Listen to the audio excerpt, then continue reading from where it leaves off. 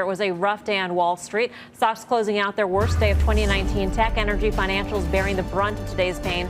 So what's next for your money? Let's bring in Fundstrat's head of research, Tom Lee. Tom, great to have you with us. Good to see you. Your year-end price target is 31.25. Yep. How are you feeling about that today?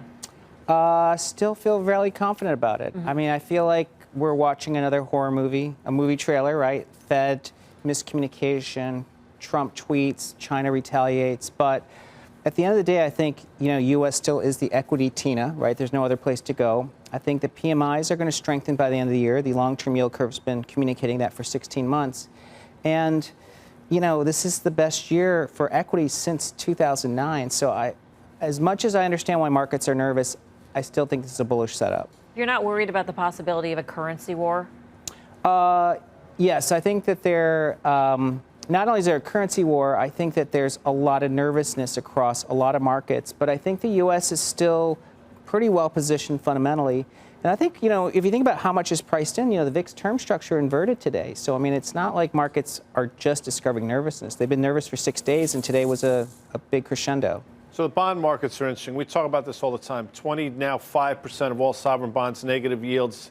Swiss 50-year yields are negative. I mean, some stuff that you would never even considered 10 years ago. Is any of this problematic at all? I mean, it really speaks to, I think, the divergence of demographics. To make things even worse, high-yield bonds in Europe have negative yields, right? 14 high-yield issuers are issuing at negative rates. Look, where population's been shrinking, we have negative yields. And so I think it's a deflationary setup. U.S. is still growing organically, and I think real GDP, and I think U.S. corporate profits are strong. So I think it's a divergence. If you look at S&P versus rest of the world, it's really broken out to new highs. I mean, we're talking 50-year highs, and I think that that's really the next couple-year story.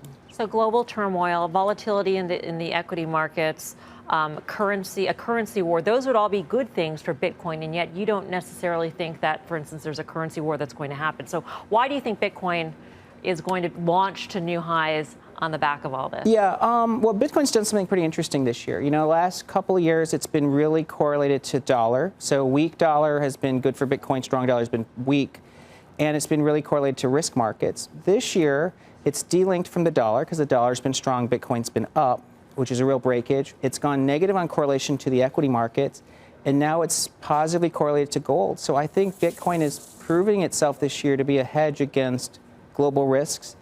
I think that makes it an authentic institutional source of diversification. I think that's going to help it propel to new highs. Is it contradictory, though, Tom, for you to say we're confident about a rally to 31.25?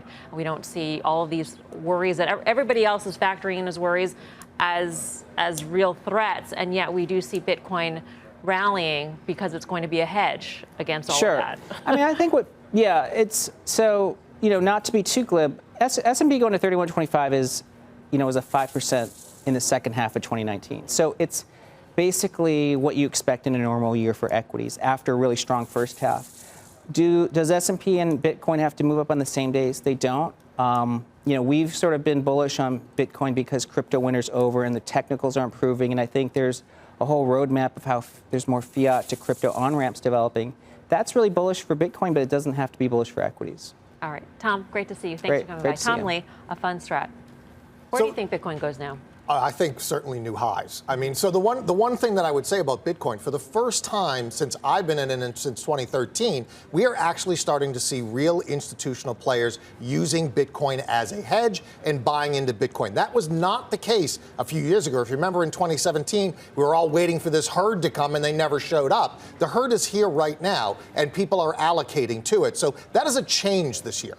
So the store of value part of the Bitcoin story is changing now from the alternative to central banks and fiat currencies, would you say?